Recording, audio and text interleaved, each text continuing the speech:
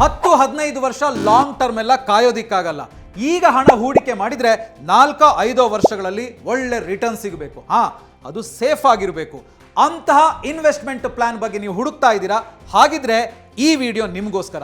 ನಾನಿಲ್ಲಿ ನಿಮಗೆ short term best investment plan ಬಗ್ಗೆ ತಿಳಿಸ್ಕೊಡ್ತೀನಿ. ಈ ಇನ್ವೆಸ್ಟ್ಮೆಂಟ್ ಪ್ಲಾನ್ ಇದೆಯಲ್ಲ, ಸೊ ಇದರಲ್ಲಿ ನಿಮಗೆ ಫಿಕ್ಸ್ಡ್ ಇಂಟ್ರೆಸ್ಟ್ ಕೊಡ್ತಾರೆ. ಹಾಗಿದ್ರೆ ಆ ಪ್ಲಾನ್ ಯಾವುದು, ಎಷ್ಟು ಇನ್ವೆಸ್ಟ್ ಮಾಡಬೇಕು, ಎಷ್ಟು ಟೈಮ್ ಹಣ ಅಲ್ಲಿ ಇಡಬೇಕು, ಇದು ಸೇಫಾ, ಎಲ್ಲದರ ಬಗ್ಗೆ ಕಂಪ್ಲೀಟ್ ಆಗಿ ನಾನು ಈ ವಿಡಿಯೋದಲ್ಲಿ ತಿಳಿಸ್ಕೊಡ್ತೀನಿ. ಈ ವಿಡಿಯೋನ ಮಿಸ್ ಮಾಡದೆ ಎಂಡ್ ವರೆಗೂ ಕೂಡ ನೋಡಿ. ಹಾಯ್ ಹಲೋ ನಮಸ್ಕಾರ, ವೆಲ್ಕಮ್ ಟು ಬಾಸ್ ವಾಲಾ. ನಾನು ಶೇಷಕೃಷ್ಣ ಭಟ್.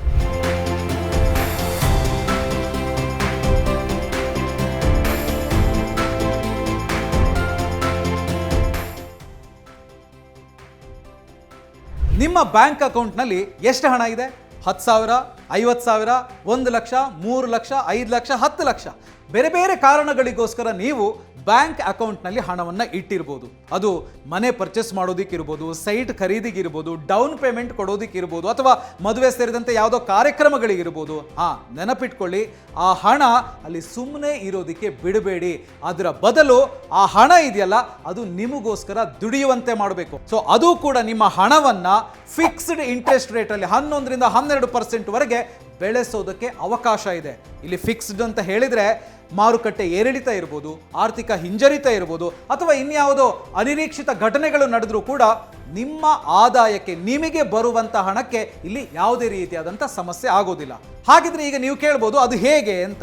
ಸೊ ಅದಕ್ಕಿರುವಂಥ ಒಂದೊಳ್ಳೆ ಆಪ್ಷನ್ ಅಂತ ಹೇಳಿದ್ರೆ, ಕಾರ್ಪೊರೇಟ್ ಬಾಂಡ್ಸ್ ಅಲ್ಲಿ ನೀವು ಹೂಡಿಕೆ ಮಾಡುವ ಮೂಲಕ ಆ ಇಂಟ್ರೆಸ್ಟ್ ರೇಟನ್ನು, ಆ ರಿಟರ್ನ್ಸನ್ನು ಗಳಿಸೋದಕ್ಕೆ ಸಾಧ್ಯ ಇದೆ.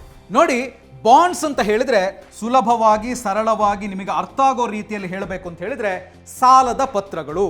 ನೀವು ಹಣವನ್ನ ಸರ್ಕಾರಕ್ಕೆ ಅಥವಾ ಕಂಪನಿಗಳಿಗೆ ಸಾಲದ ರೀತಿಯಲ್ಲಿ ಕೊಟ್ಟಂತ ಸಂದರ್ಭದಲ್ಲಿ ಆ ಸಾಲದ ಮೊತ್ತ ಮತ್ತು ಬಡ್ಡಿಯನ್ನ ಪಡೆಯುವ ಹಕ್ಕನ್ನ ಆ ಕಂಪನಿ ಅಥವಾ ಸರ್ಕಾರ ನಿಮಗೆ ಕೊಡುತ್ತೆ. ಸೊ ಅದನ್ನ ಈ ಪತ್ರದ ಮುಖಾಂತರ ಕೊಡುತ್ತೆ. ಸೊ ಅದಕ್ಕೆ ನಾವು ಬಾಂಡ್ಸ್ ಅಂತ ಹೇಳಿ ಕರಿತೀವಿ. ಸೊ ಇಲ್ಲಿ ಬಾಂಡ್ಸ್ ಅಂತ ಹೇಳಿ ಬಂದಾಗ ಬಹಳಷ್ಟು ವಿಧಗಳಿದಾವೆ. ಅದನ್ನು ಕ್ವಿಕ್ ಆಗಿ ನಾನು ನಿಮಗೆ ಎಕ್ಸ್ಪ್ಲೈನ್ ಮಾಡ್ತಾ ಹೋಗ್ತೀನಿ.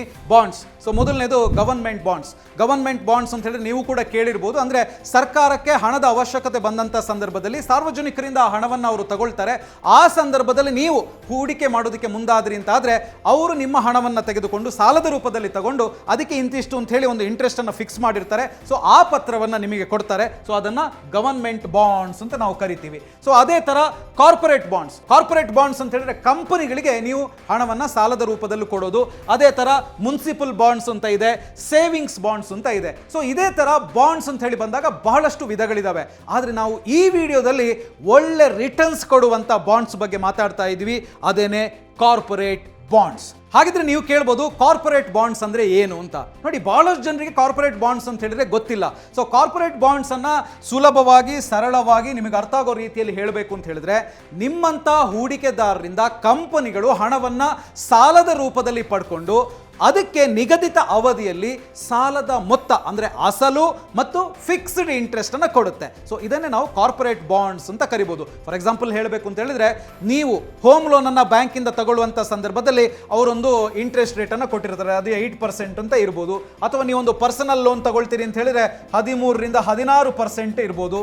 ಸೊ ಅದೇ ತರ ನೀವು ಇಂಟ್ರೆಸ್ಟ್ ಅನ್ನ ಬ್ಯಾಂಕಿಗೆ ಪೇ ಮಾಡ್ತಿರಲ್ಲ, ಇಲ್ಲೂ ಕೂಡ ಅಷ್ಟೇನೆ ಕಂಪನಿಗಳು ಬೇರೆ ಬೇರೆ ಕಾರಣಗಳಿಗೋಸ್ಕರ ಅವರ ಅವಶ್ಯಕತೆಗಳಿಗೆ ಅನುಗುಣವಾಗಿ ಹೂಡಿಕೆದಾರರಿಂದ ಅಂದ್ರೆ ಜನರಿಂದ ಹಣವನ್ನ ಸಾಲದ ರೂಪದಲ್ಲಿ ಪಡ್ಕೊಳ್ತವೆ.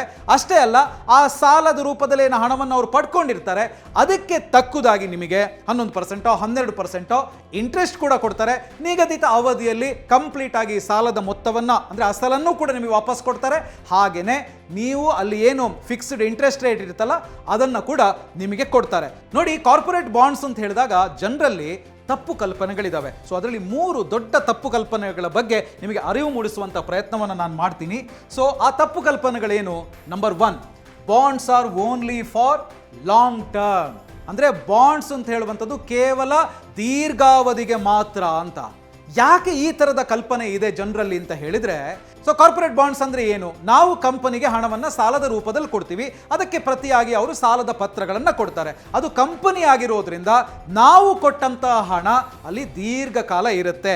ನಮಗೆ ಬೇಕಾದಂಥ ಟೈಮಲ್ಲಿ ನಮಗೆ ಬೇಕಾದಷ್ಟು ರಿಟರ್ನ್ಸು ಅಲ್ಲಿ ಸಿಗಲ್ಲ ಅಂತ ಹೇಳುವಂಥ ಕಲ್ಪನೆ ಇದೆ. ಆದರೆ ಇದು ತಪ್ಪು.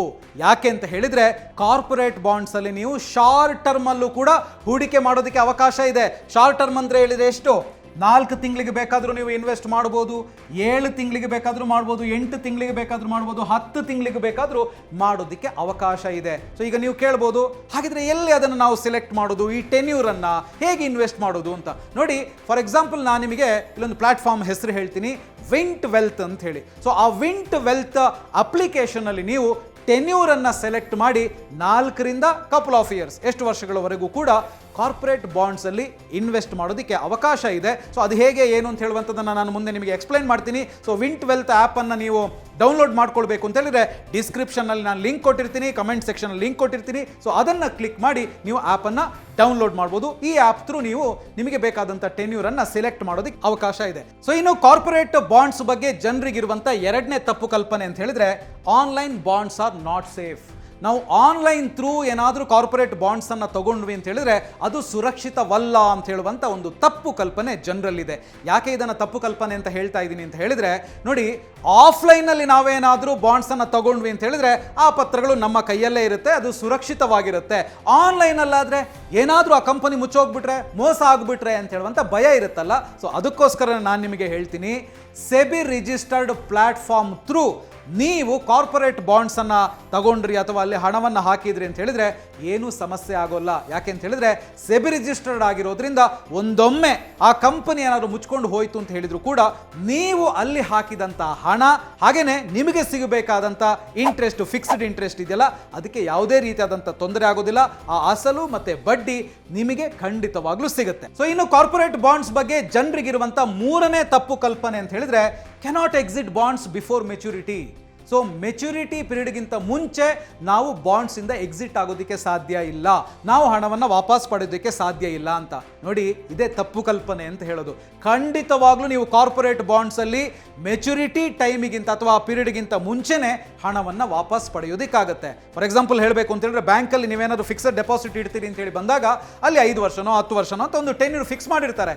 ನೀವು ಅದಕ್ಕಿಂತ ಮುಂಚೆ ಏನಾದರೂ ಹಣವನ್ನು ವಿಡ್ರಾ ಮಾಡ್ತೀರಿ ಅಥವಾ ಮೆಚುರಿಟಿ ಪೀರಿಯಡ್ಗಿಂತ ಮುಂಚೆನೇ ಹಣವನ್ನು ತಗೊಳ್ತೀರಿ, ಎಕ್ಸಿಟ್ ಆಗ್ತೀರಿ ಅಂತ ಹೇಳಿ ಬಂದಾಗ ಅಲ್ಲಿ ಒಂದಷ್ಟು ರೂಲ್ಸ್ ಅಂಡ್ ರೆಗ್ಯುಲೇಷನ್ಸ್ ಇರುತ್ತೆ, ನೀವೊಂದಷ್ಟು ಪೆನಲ್ಟೀಸೋ ಫೈನೋ ಕಟ್ಟಬೇಕಾಗತ್ತೆ. ಬಟ್ ಕಾರ್ಪೊರೇಟ್ ಬಾಂಡ್ಸ್ ಅಲ್ಲಿ ನೀವೇನಾದರೂ ಮೆಚುರಿಟಿ ಪೀರಿಯಡ್ಗಿಂತ ಮುಂಚೆ ಎಕ್ಸಿಟ್ ಆಗ್ತೀರಿ ಅಂತ ಹೇಳಿದ್ರು ಕೂಡ ನಿಮಗೆ ಯಾವುದೇ ರೀತಿಯಾದಂತಹ ಫೈನ್ ಆಗಲಿ ಪೆನಲ್ಟೀಸ್ ಆಗಲಿ ಇಲ್ಲಿ ಇರೋದಿಲ್ಲ. ಹಾಗಾಗಿ ಇದನ್ನು ನೆನಪಿಟ್ಕೊಳ್ಳಿ, ಕಾರ್ಪೊರೇಟ್ ಬಾಂಡ್ಸಲ್ಲಿ ನೀವು ಯಾವಾಗ ಬೇಕಾದರೂ ಎಕ್ಸಿಟ್ ಆಗ್ಬೋದು. ಸೊ ಈ 3 ತಪ್ಪು ಕಲ್ಪನೆಗಳು, bonds are only for long term, so ಅಲ್ಲ, ನೀವು 4 ತಿಂಗಳಿಗೆ ಬೇಕಾದರೂ ಇಲ್ಲಿ ಇನ್ವೆಸ್ಟ್ ಮಾಡ್ಬೋದು, 8 ತಿಂಗಳಿಗೂ ಮಾಡ್ಬೋದು, 10 ತಿಂಗಳಿಗೂ ಮಾಡ್ಬೋದು, ನಿಮಗೆ ಎಷ್ಟು ಡ್ಯೂರೇಷನ್ ಬೇಕೋ ಅಷ್ಟಕ್ಕೆ ನೀವು ಮಾಡ್ಬೋದು. Online bonds are not safe, ಖಂಡಿತ ಅಲ್ಲ.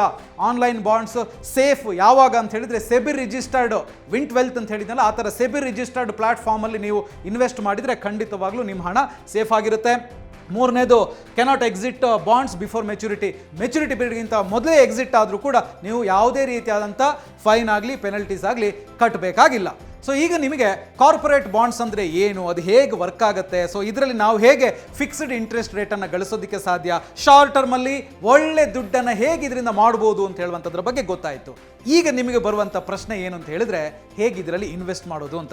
ಎಸ್, ನಾನು ಅದನ್ನು ಈಗ ನಿಮಗೆ ತಿಳಿಸ್ಕೊಡ್ತೀನಿ.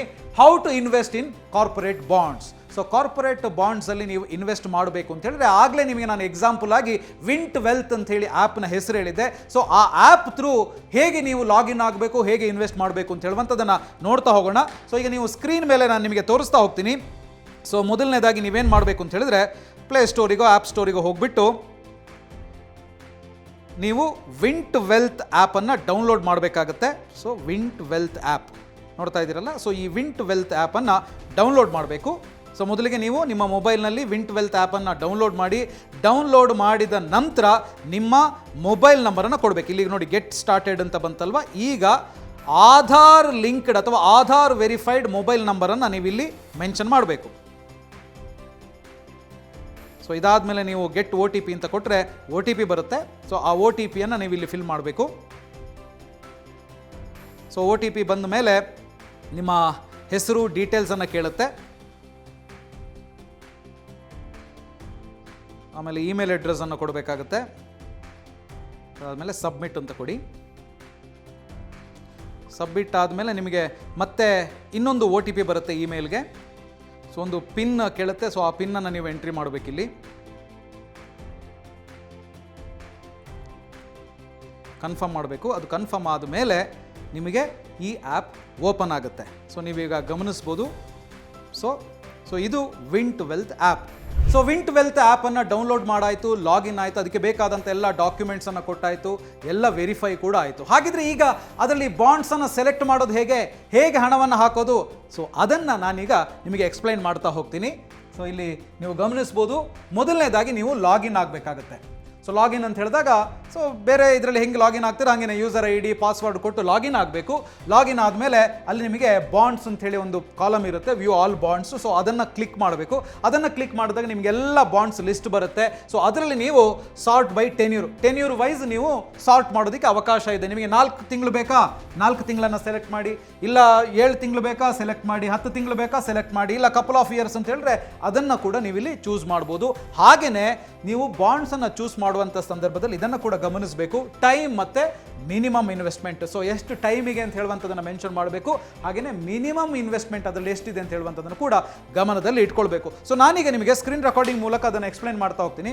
ವಿಂಟ್ ವೆಲ್ತ್ ಆ್ಯಪನ್ನು ನೀವು ಓಪನ್ ಮಾಡಿ. ಸೊ ಓಪನ್ ಮಾಡಿದಂಥ ಸಂದರ್ಭದಲ್ಲಿ ನಿಮಗೆ ಈ ಥರ ಒಂದು ಹೋಮ್ ಪೇಜ್ ಸಿಗುತ್ತೆ. ಸೊ ಇದರಲ್ಲಿ ಎಲ್ಲ ಬೇರೆ ಬೇರೆ ರೀತಿಯಾದಂಥ ಡೀಟೇಲ್ಸ್ ಇದೆ. ಸೊ ಅದು ಯಾವುದಕ್ಕೂ ನೀವು ತಲೆ ಕೆಡಿಸ್ಕೊಳ್ಬೇಕಾಗಿದ್ದಿಲ್ಲ. ಸೊ ಮೊದಲನೇದಾಗಿ ಬಾಂಡ್ಸ್ ಮೇಲೆ ಕ್ಲಿಕ್ ಮಾಡಿ. ಸೊ ಬಾಂಡ್ಸ್ ಅಂತ ಹೇಳಿ ಬಂದಾಗ ಮೇಲೆ ಗಮನಿಸ್ತಾ ಇರ್ಬೋದು, short tenure, high rated, high returns, invest with 1K ಅಂತೆಲ್ಲ ಇದೆ. ಸೊ ಮೊದಲನೇದಾಗಿ ಈಗ ನಾವು ಸಾರ್ಟ್ ಮಾಡಬೇಕು ಅಂತ ಹೇಳಿದ್ರೆ ನಮಗೆ ಯಾವ ಥರದ ಬಾಂಡ್ಸ್ ಬೇಕು ಅಂತ ಹೇಳುವಂಥದ್ದನ್ನು ನಾವು ಇಲ್ಲಿ ಐಡೆಂಟಿಫೈ ಮಾಡಬೇಕು. ಸೊ ಮೊದಲನೇದಾಗಿ ಶಾರ್ಟ್ ಟೆನ್ಯೂರ್ಗೆ ಹೋಗ್ತೀನಿ. ಯಾಕಂದರೆ ನಾವು ಕಡಿಮೆ ಅವಧಿಯಲ್ಲಿ ಹಣವನ್ನು ಇಟ್ಟು ದುಡ್ಡು ಗಳಿಸಬೇಕು ಅಂತ ಹೇಳಿ ಲೆಕ್ಕ ಹಾಕ್ತಾ ಇರುವಂಥವರಾಗಿರೋದ್ರಿಂದ ಸೊ ಅದನ್ನು ಗಮನಿಸಬೇಕು. ಸೊ ಇಲ್ಲಿ ನೀವು ಅದನ್ನು ಕ್ಲಿಕ್ ಮಾಡಿದ ಕೂಡಲೇ high ರೇಟೆಡು, short tenure, high returns ಅದೆಲ್ಲವೂ ಕೂಡ ಮತ್ತೆ ಇಲ್ಲಿ ಕಾಣಿಸ್ತಾ ಇದೆಯಲ್ಲ, ಇದರಲ್ಲಿ ಹೈ ರೇಟೆಡ್ ಅಂತ ಹೇಳುವಂಥದ್ದನ್ನು ನಾನು ಕ್ಲಿಕ್ ಮಾಡಿದೆ. ಸೊ ಅದರಲ್ಲಿ ಬೇರೆ ಬೇರೆ ಬಾಂಡ್ಸನ್ನು ನೀವು ಇಲ್ಲಿ ಗಮನಿಸ್ಬೋದು. ನೋಡಿ, ಸ್ಕ್ರಾಲ್ ಮಾಡ್ತಾ ಇದ್ದೀನಿ, ಬೇರೆ ಬೇರೆ ರೀತಿಯಾದಂಥ ಬಾಂಡ್ಸ್ಗಳು ಇಲ್ಲಿ ಇದ್ದಾವೆ. ಫಾರ್ ಎಕ್ಸಾಂಪಲ್ ನಾನು ನಿಮಗೆ ಒಂದು ಓಪನ್ ಮಾಡಿ ತೋರಿಸ್ತೀನಿ. ಸೊ ಇಲ್ಲಿ ಮುತ್ತೋಟ್ ಕ್ಯಾಪಿಟಲ್ ಅಂತ ಇದೆಯಲ್ಲ, ಸೊ ಇದನ್ನು ಕ್ಲಿಕ್ ಮಾಡ್ತೀನಿ. ಸೊ ಇದನ್ನು ಕ್ಲಿಕ್ ಮಾಡಿದ ಕೂಡಲೇ ಆ ಬಾಂಡ್ಸ್ ಇಲ್ಲಿ ಕಾಣಿಸ್ತಾ ಇದೆ, ಮುತ್ತೋಟ್ ಕ್ಯಾಪಿಟಲ್ ಅಂತ ಇದೆ. ಇಲ್ಲಿ ಗಮನಿಸಬೇಕು ನೋಡಿ, ಸೆಲ್ ಎನಿ ಟೈಮ್. ನೀವು ಯಾವಾಗ ಬೇಕಾದರೂ ಇದನ್ನು ಸೆಲ್ ಮಾಡೋದಕ್ಕೆ ಅವಕಾಶ ಇದೆ, ನೀವು ಇದರಲ್ಲಿ ಹಣವನ್ನು ಹಾಕಲಿಕ್ಕೆ ಶುರು ಮಾಡಿದ ನಂತರ. ಯಾಕೆ ಇದನ್ನು ಹೇಳ್ತಾ ಇದ್ದೀನಿ ಅಂತ ಹೇಳಿದ್ರೆ, ಸೊ ಮೆಚುರಿಟಿ ಪೀರಿಯಡ್ವರೆಗೆ ನೀವು ಕಾಯಬೇಕಾಗಿದ್ದಿಲ್ಲ, ಯಾವಾಗ ಬೇಕಾದರೂ ನೀವು ಸೇಲ್ ಮಾಡ್ಬೋದು. ಸೊ ಇಲ್ಲಿ ಯಾವುದೇ ರೀತಿಯಾದಂಥ ಫೈನ್ ಆಗಲಿ ಪೆನಲ್ಟೀಸ್ ಆಗಲಿ ಇರೋದಿಲ್ಲ. ಸೊ ಇಲ್ಲಿ ಎಷ್ಟು ಪರ್ಸೆಂಟ್ ಇದೆ ನೋಡಿ, 11.25% ಅಂತೇಳಿ ತೋರಿಸ್ತಾ ಇದ್ದಾರೆ. ಸೊ ಹಾಗೆಯೇ ರೇಟಿಂಗ್ A+ ಅಂತ ಇದೆ. ಸೊ ಇದೇನು ಅಂತ ನಾನು ನಿಮಗೆ ನೆಕ್ಸ್ಟ್ ಎಕ್ಸ್ಪ್ಲೈನ್ ಮಾಡ್ತೀನಿ. ಸೊ ಹಾಗೆಯೇ ಇಂಟ್ರೆಸ್ಟ್ ಬಂದು ಮಂತ್ಲಿ ಅಂತ ಇದೆ. ಸೊ ಇದೆಲ್ಲವನ್ನು ಕೂಡ ನೀವು ಇಲ್ಲಿ ಗಮನಿಸ್ಬೋದು. ಇನ್ನು ನೆಕ್ಸ್ಟು ಶಾರ್ಟ್ ಟೆನ್ಯೂರ್ ಅಂತ ಕ್ಲಿಕ್ ಮಾಡಿದರೆ ಸೊ ಇದರಲ್ಲೂ ಕೂಡ ನಿಮಗೆ ಮುತ್ತೋಟ್ ಕ್ಯಾಪಿಟಲ್ಲೇ ಮೇಲೆ ಕಾಣಿಸ್ತಾ ಇದೆ. ಹಾಗೆಯೇ ಇಲ್ಲ ನನಗೆ ಹೈ ರಿಟರ್ನ್ಸ್ ಇರುವಂಥದ್ದು ಬೇಕು ಅಂತ ಹೇಳಿದ್ರೆ ಹೈ ರಿಟರ್ನ್ಸ್ ಕ್ಲಿಕ್ ಮಾಡಿ. ನೋಡಿ, ಈಗ ಹೈ ರಿಟರ್ನ್ಸ್ ಕ್ಲಿಕ್ ಮಾಡಿದಾಗ ಬೇರೆ ಬಾಂಡ್ ಬಂದು ನಿಂತ್ಕೊಂಡಿದೆ. ಸೊ ಅದನ್ನು ಓಪನ್ ಮಾಡ್ತೀನಿ. ಸೊ ಇದು ಹೈ ರಿಟರ್ನ್ಸ್ ಅಂದರೆ ಏನು, ನಾನು ಆಗಲೇ ಎಕ್ಸ್ಪ್ಲೈನ್ ಮಾಡ್ತಾ ಇದ್ದೆ. 12% ನೀವು ಇಲ್ಲಿ ಇಂಟ್ರೆಸ್ಟನ್ನು ಗೇನ್ ಮಾಡೋದಕ್ಕೆ ಅವಕಾಶ ಇದೆ ಅಂತ. ಸೊ ಈ ಬಾಂಡ್ ಇದೆಯಲ್ಲ, ಇದು 12% ರಿಟರ್ನ್ಸನ್ನು ಕೊಡುತ್ತೆ. ಹಾಗೆಯೇ ಸೆಲ್ ಎನಿ ಟೈಮ್ ಅಂತ ಕೂಡ ಇಲ್ಲೂ ಇದೆ. ಹಾಗೆಯೇ ರೇಟಿಂಗ್ ಅಂತ ಹೇಳಿ ಬಂದಾಗ ಇಲ್ಲಿ BBB+ ಅಂತ ಇದೆ. ಸೊ ಆ A+ ಅಂದರೆ ಏನು, BBB ಅಂದರೆ ಏನು ಎಲ್ಲವನ್ನು ಕೂಡ ನಾನು ನೆಕ್ಸ್ಟ್ ಹಂತದಲ್ಲಿ ನಿಮಗೆ ಎಕ್ಸ್ಪ್ಲೈನ್ ಮಾಡ್ತಾ ಹೋಗ್ತೀನಿ. ಸೊ ಇದು ವಿಂಟ್ ವೆಲ್ತ್ ಆ್ಯಪಲ್ಲಿ ನೀವು ಇದನ್ನೆಲ್ಲ ಗಮನಿಸಿ ಬಾಂಡ್ಸ್ ಮೇಲೆ ಇನ್ವೆಸ್ಟ್ ಮಾಡ್ತಾ ಹೋಗಬೇಕಾಗತ್ತೆ. ಸೊ ನೆಕ್ಸ್ಟು ಹೈ ರೇಟೆಡ್ ಅಂತ ಹೇಳಿ ತಗೊಂಡ್ರೆ ನೋಡಿ, ಇದರಲ್ಲೂ ಮತ್ತೆ short tenure, high returns, invest with 1K. So 1K ಇಂದನೂ ಕೂಡ ನೀವು ಇಲ್ಲಿ ಇನ್ವೆಸ್ಟ್ಮೆಂಟನ್ನು ಸ್ಟಾರ್ಟ್ ಮಾಡ್ಬೋದು. ಸೊ ಇಲ್ಲಿ ಗಮನಿಸ್ತಾ ಇದ್ದೀರಲ್ಲ, ರೇಟಿಂಗ್ಸ್ ಕೂಡ ಇದರಲ್ಲಿ ಇದೆ. ಸೊ ಇದು ವಿಂಟ್ ವೆಲ್ತ್ ಆ್ಯಪನ್ನು ನಿಮಗೆ ನಾನು ತೋರಿಸ್ತಾ ಇರೋದು. ಸೊ ಈ ಥರ ನೀವು ಇದರಲ್ಲಿ ಬಾಂಡ್ಸನ್ನು ಸಾರ್ಟ್ ಮಾಡೋದಕ್ಕೆ ಅವಕಾಶ ಇದೆ. ಸೊ ಇಲ್ಲಿ ಮೇನ್ ಪಾಯಿಂಟ್ ಏನು ಅಂತ ಹೇಳಿದ್ರೆ, ನೀವು ಬಾಂಡ್ಸನ್ನು ಸೆಲೆಕ್ಟ್ ಮಾಡುವಂಥ ಸಂದರ್ಭದಲ್ಲಿ ನಿಮ್ಮ ಗೋಲ್ ಅಥವಾ ಟಾರ್ಗೆಟ್ ಏನು ಅಂತ ಹೇಳುವಂಥದ್ದು ನಿಮಗೆ ಗೊತ್ತಿರಬೇಕು. ಅದು ಶಾರ್ಟ್ ಟರ್ಮ್ ಆಗಿರುತ್ತಾ, ಅಥವಾ ಜಾಸ್ತಿ ಟೆನ್ಯೂರ್ದಾಗಬೇಕಾ, ಅಥವಾ ಹೈ ರಿಟರ್ನ್ ಬರುವಂಥದ್ದಾಗಿರಬೇಕಾ. ಸೊ ಇದನ್ನು ನೀವಿಲ್ಲಿ ಗಮನಿಸಿ ಸಾರ್ಟ್ ಮಾಡಿ ನಿಮಗೆ ಬೇಕಾದಂಥ ಬಾಂಡ್ಸನ್ನು ಸೆಲೆಕ್ಟ್ ಮಾಡ್ಬೋದು. ಅಷ್ಟೇ ಅಲ್ಲ, ಇನ್ನೊಂದು ವೆರಿ ಇಂಪಾರ್ಟೆಂಟ್ ಪಾಯಿಂಟನ್ನು ನಾನು ನಿಮಗೆ ಹೇಳಬೇಕು. ಬಾಂಡ್ಸನ್ನು ಸೆಲೆಕ್ಟ್ ಮಾಡುವಂಥ ಸಂದರ್ಭದಲ್ಲಿ ಒಂದಷ್ಟು ವಿಚಾರಗಳು ನಿಮಗೆ ಗೊತ್ತಿರಬೇಕು. ಸೊ ಅದೇನು ಅಂತ ಹೇಳಿದರೆ credit ratings. So credit ratings ಬಗ್ಗೆ ನೀವು ತಿಳ್ಕೊಂಡಿರಬೇಕು ಬಾಂಡ್ಸನ್ನು ಸೆಲೆಕ್ಟ್ ಮಾಡುವಂಥ ಸಂದರ್ಭದಲ್ಲಿ. ಏನಿದು ಕ್ರೆಡಿಟ್ ರೇಟಿಂಗ್ಸ್ ಅಂತ ಹೇಳಿದ್ರೆ, ನೋಡಿ ರೇಟಿಂಗ್ಸ್ ಅಂತ ಹೇಳಿದ್ರೆ ಸಾಮಾನ್ಯವಾಗಿ ಇವಾಗ ಸ್ಕೂಲ್ ಕಾಲೇಜುಗಳಲ್ಲಿ ಕೊಡ್ತಾರೆ A+, B+.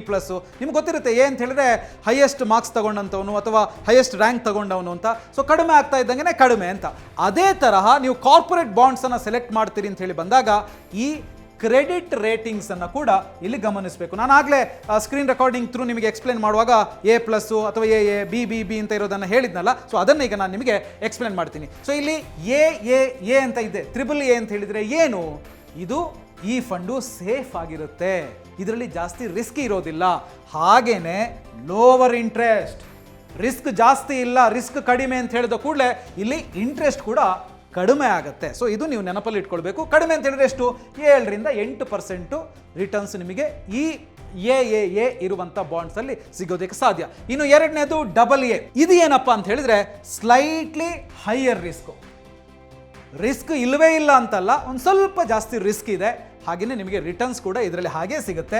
ಎಷ್ಟು ರಿಟರ್ನ್ಸ್ ಇದೆ ಇಲ್ಲಿ ನೀವು ಗಮನಿಸ್ಬೋದು. ಲೋ ರಿಸ್ಕ್ ಇರುವಂಥದ್ದು 7ರಿಂದ 8% ಮಾತ್ರ, ಬಟ್ ಇಲ್ಲಿ ನಿಮಗೆ 8ರಿಂದ 9.5% ವರೆಗೆ ನಿಮಗೆ ರಿಟರ್ನ್ ಸಿಗುತ್ತೆ. ಸೊ ಇನ್ನು ನೆಕ್ಸ್ಟ್ ಬರೋದಿದ್ರೆ ಎ ಅಂತ ಹೇಳಿದ್ರೆ ಏನು?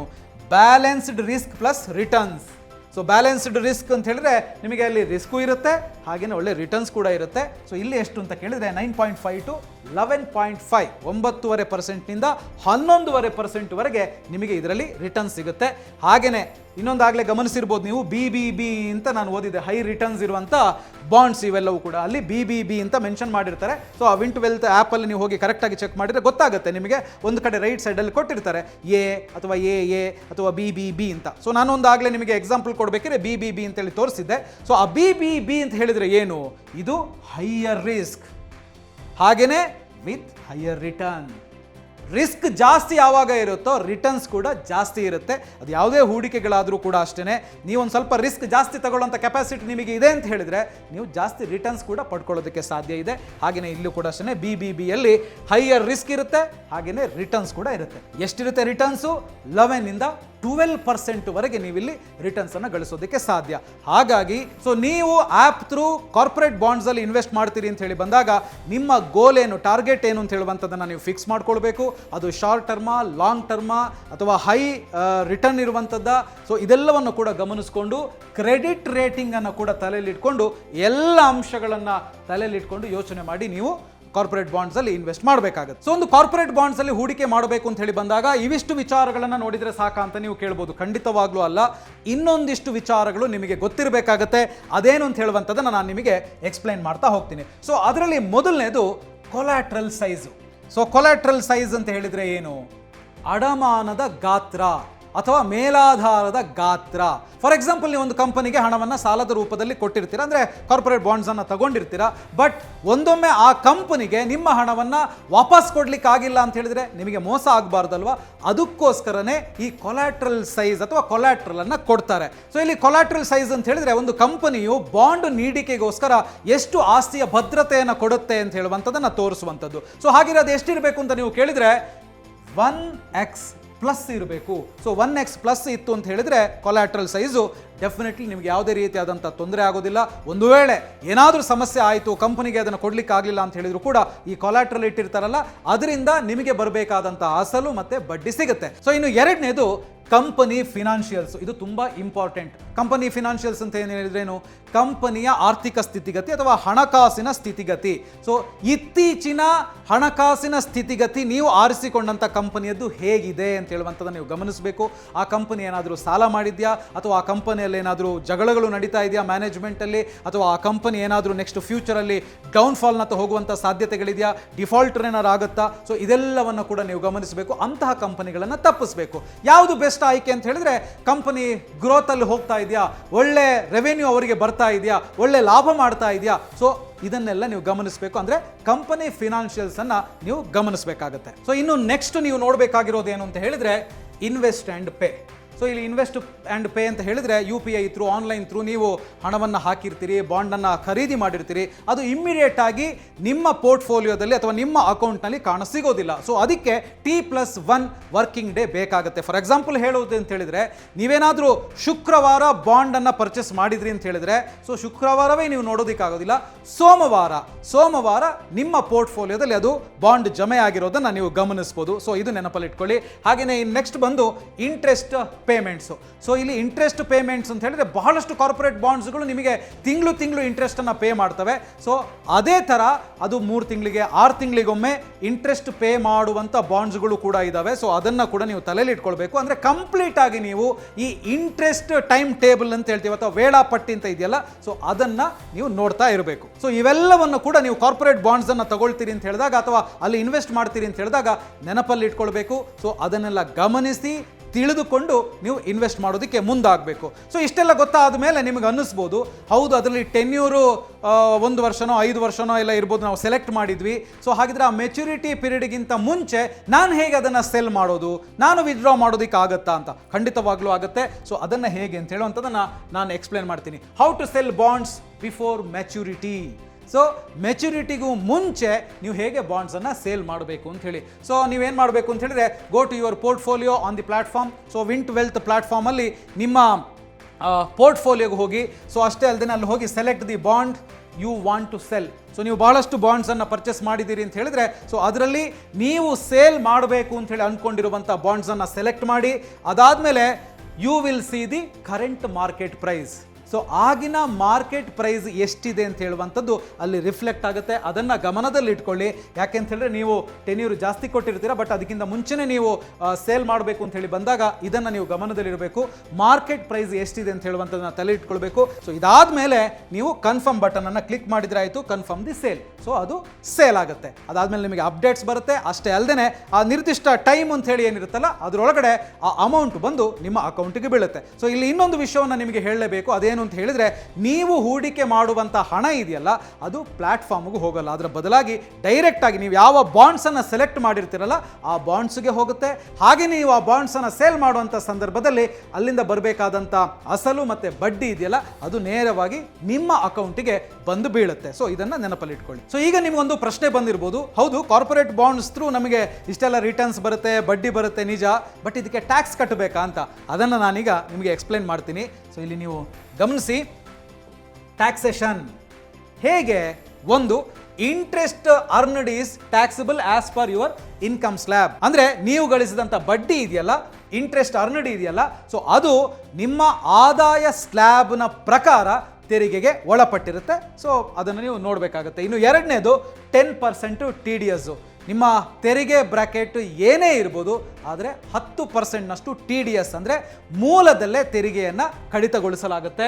ಇನ್ನು next pay more. So pay more ಅಂತ ಹೇಳಿದ್ರೇನು ಅಂದರೆ, ನಿಮಗೆ ಅನ್ವಯವಾಗುವಂಥ ತೆರಿಗೆ 10%ಗಿಂತ ಜಾಸ್ತಿ ಇತ್ತು ಅಂತ ಹೇಳಿದ್ರೆ, ಆ ಜಾಸ್ತಿ ಎಷ್ಟಿದೆಯಲ್ಲ ಅಷ್ಟನ್ನು ಮಾತ್ರ ನೀವು ಪಾವತಿ ಮಾಡಿದರೆ ಸಾಕು. ಫಾರ್ ಎಕ್ಸಾಂಪಲ್, ನೀವು 20% ಟ್ಯಾಕ್ಸಿಗೆ ಒಳಪಟ್ಟಿರ್ತೀರಿ ಅಂತ ಹೇಳಿದ್ರೆ, ನೀವು ಇಲ್ಲಿ ಇದರ ಡಿಫರೆನ್ಸ್ ಎಷ್ಟು ಅಂತ ಹೇಳಿದ್ರೆ 10% ಮಾತ್ರ ನೀವಿಲ್ಲಿ ಕಟ್ಟಿದ್ರೆ ಸಾಕಾಗುತ್ತೆ. ಆ ವ್ಯತ್ಯಾಸವನ್ನು ನೀವು ಗಮನದಲ್ಲಿ ಇಟ್ಕೊಳ್ಬೇಕು. ಸೊ ಇನ್ನು next get refund. Get refund ಅಂತ ಹೇಳಿದ್ರೇನು, ಫಾರ್ ಎಕ್ಸಾಂಪಲ್ ಇಲ್ಲಿ ಜಾಸ್ತಿ ಆದರೆ ಹೇಗೆ ವ್ಯತ್ಯಾಸವನ್ನು ನೀವು ಕಟ್ತಿರಲ್ಲ, ಅದೇ ಥರ ನಿಮ್ಮೇನದೇನಾದರೂ 10%ಗಿಂತ ಕಡಿಮೆ ಸ್ಲ್ಯಾಬ್ನ ಒಳಗಡೆ ಬಂತು ಅಂತ ಹೇಳಿದ್ರೆ, ಸೊ ಅದೆಷ್ಟು ಡಿಫರೆನ್ಸ್ ಇದೆಯಲ್ವಾ, ಸೊ ಅದನ್ನು ನೀವು ರೀಫಂಡ್ ಮುಖಾಂತರ ವಾಪಸ್ ಪಡೆಯೋದಕ್ಕೆ ಅವಕಾಶ ಇದೆ. ಸೊ ಇದಿಷ್ಟು ಟ್ಯಾಕ್ಸೇಷನ್ಗೆ ಸಂಬಂಧಪಟ್ಟಂತೆ ನೀವು ಗಮನದಲ್ಲಿ ಇಟ್ಕೊಳ್ಬೇಕಾದಂಥ ಅಂಶಗಳು.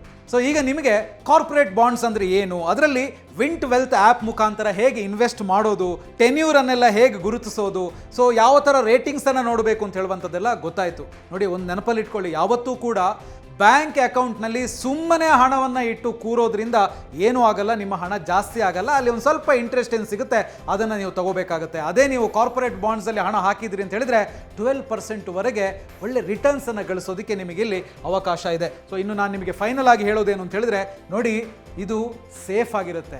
ಸೊ ಇಲ್ಲಿ ಇನ್ನೊಂದು ಗಮನಿಸಬೇಕು, ವಿಂಟ್ ವೆಲ್ತ್ ಆ್ಯಪ್ ಅಂತ ನಾನೇನು ಹೇಳಿದೆ, ಅದು ಸೆಬಿ ರಿಜಿಸ್ಟರ್ಡ್ ಆ್ಯಪ್ ಆಗಿರೋದ್ರಿಂದ ಅದರ ಥ್ರೂ ನೀವು ಇನ್ವೆಸ್ಟ್ ಮಾಡ್ಬೋದು ಕಾರ್ಪೊರೇಟ್ ಬಾಂಡ್ಸಲ್ಲಿ, ಅದು ಸೇಫ್ ಆಗಿರುತ್ತೆ. ಹಾಗೆ ಹಾಗೆಯೇ ನಿಮಗೆ 11% ರಿಟರ್ನ್ಸ್ ಇದರಲ್ಲಿ ಸಿಗುತ್ತೆ. ಸುಮ್ಮನೆ ಹಣ ಬ್ಯಾಂಕ್ ಅಕೌಂಟ್ನಲ್ಲಿ ಇಡೋದಕ್ಕಿಂತ ಕಾರ್ಪೊರೇಟ್ ಬಾಂಡ್ಸಲ್ಲಿ ಹೂಡಿಕೆ ಮಾಡಿದರೆ ಯಾವಾಗ ಬೇಕಾದ್ರೂ ನೀವು ತಗೋಬೋದು. ಹಾಗೆಯೇ 11% ರಿಟರ್ನ್ಸ್ ಕೂಡ ಸಿಗುತ್ತೆ.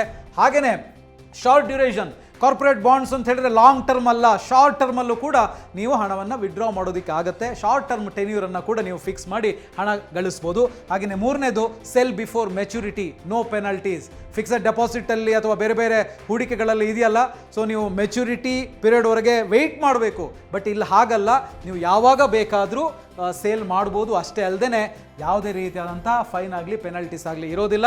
ಹಾಗೆಯೇ avoid volatility of equities share ಮಾರುಕಟ್ಟೆ ಅಂತ ಹೇಳಿದ್ರೆ ಅಲ್ಲಿ ಬೇರೆ ಬೇರೆ ರೀತಿಯಾದಂಥ ಏರಿಳಿತಗಳು ಇರ್ತವೆ. ಮಾರ್ಕೆಟ್ ಏರಿಳಿತ ಅಂತ ಹೇಳ್ತೀವಿ, ಆ ಏರಿಳಿತಗಳು ಇಲ್ಲಿ ಇರೋದಿಲ್ಲ. ಹಾಗಾಗಿ ನೀವು ಡೆಫಿನೆಟ್ಲಿ ಕಾರ್ಪೊರೇಟ್ ಬಾಂಡ್ಸಲ್ಲಿ ಹೂಡಿಕೆ ಮಾಡೋದ್ರ ಮೂಲಕ ಒಳ್ಳೆ ರಿಟರ್ನ್ಸನ್ನು ಗಳಿಸೋದಕ್ಕೆ ಸಾಧ್ಯ. ಸೊ ನೀವು ಕಾರ್ಪೊರೇಟ್ ಬಾಂಡ್ಸಲ್ಲಿ ಹೂಡಿಕೆ ಮಾಡ್ತೀರಿ ಅಂತ ಹೇಳಿದ್ರೆ ವಿಂಟ್ ವೆಲ್ತ್ ಆ್ಯಪ್ ಥ್ರೂ ಇನ್ವೆಸ್ಟ್ ಮಾಡೋದು ಉತ್ತಮ. ಯಾಕೆ ಅಂತ ಹೇಳಿದ್ರೆ ಇದು ಸೆಬಿ ರಿಜಿಸ್ಟರ್ಡ್ ಆಗಿರೋದ್ರಿಂದ ಇಲ್ಲಿ ಯಾವುದೇ ರೀತಿಯಾದಂಥ ರಿಸ್ಕ್ ಇರೋದಿಲ್ಲ. ಹಾಗೆಯೇ ಹೂಡಿಕೆ ಮಾಡೋದಕ್ಕೂ ಕೂಡ ಇದು ತುಂಬ ಸಿಂಪಲ್, ಸರಳವಾಗಿರುತ್ತೆ. ಸೊ ನೀವು ಖಂಡಿತವಾಗ್ಲೂ ಇಲ್ಲಿ ಇದರ ಮೂಲಕ ಹೂಡಿಕೆಯನ್ನು ಮಾಡ್ಬೋದು. ಸಣ್ಣ ಮೊತ್ತದಿಂದ ಆರಂಭಿಸಿ ಸುಮ್ಮನೆ ಬ್ಯಾಂಕ್ ಅಕೌಂಟ್ನಲ್ಲಿ ಹಣ ಇಟ್ಕೊಂಡು ಕೂರೋದ್ರಿಂದ ಏನೂ ಆಗಲ್ಲ. ಕಾರ್ಪೊರೇಟ್ ಬಾಂಡ್ಸಲ್ಲಿ ಹೂಡಿಕೆ ಮಾಡೋದ್ರ ಮೂಲಕ ನೀವು ಒಳ್ಳೆ ರಿಟರ್ನ್ಸನ್ನು ಕೂಡ ಗಳಿಸೋದಕ್ಕೆ ಸಾಧ್ಯ ಇದೆ. ಸೊ ಮತ್ತೊಮ್ಮೆ ನಾನು ಹೇಳ್ತೀನಿ, ಯಾವುದೇ ಕಾರ್ಪೊರೇಟ್ ಬಾಂಡ್ಸಲ್ಲಿ ನೀವು ಹೂಡಿಕೆ ಮಾಡ್ತೀರಿ ಅಂತ ಹೇಳಿದಾಗಲೂ ಕೂಡ ಅದರ ಬಗ್ಗೆ ಇನ್ ಡೀಟೇಲ್ ಆಗಿ ತಿಳ್ಕೊಂಡು ಅದರ ಎಲ್ಲ ವಿಚಾರಗಳನ್ನು ತಲೆಯಲ್ಲಿಟ್ಕೊಂಡು ಗಮನದಲ್ಲಿಟ್ಕೊಂಡು ಹೂಡಿಕೆ ಮಾಡೋದು ಬೆಸ್ಟು. ಒಂದು ಸಣ್ಣ ಮೊತ್ತದಿಂದ ಶುರು ಮಾಡಿ ನಿಮ್ಮ ಹಣ ನಿಮಗೋಸ್ಕರ ದುಡಿಯುವಂತೆ ಮಾಡಿ. ಸೊ ಈ ವಿಡಿಯೋ ನಿಮಗೆ ಇಷ್ಟ ಆಗಿದೆ ಅಂತ ಅನ್ಕೊಳ್ತೀನಿ. ಲೈಕ್ ಮಾಡಿ, ಶೇರ್ ಮಾಡಿ, ಬಾಸ್ವಾಲಾ ಕನ್ನಡ ಚಾನಲನ್ನು ಸಬ್ಸ್ಕ್ರೈಬ್ ಮಾಡೋದನ್ನು ಮರಿಬೇಡಿ. All the best. Bosswallah, be the boss.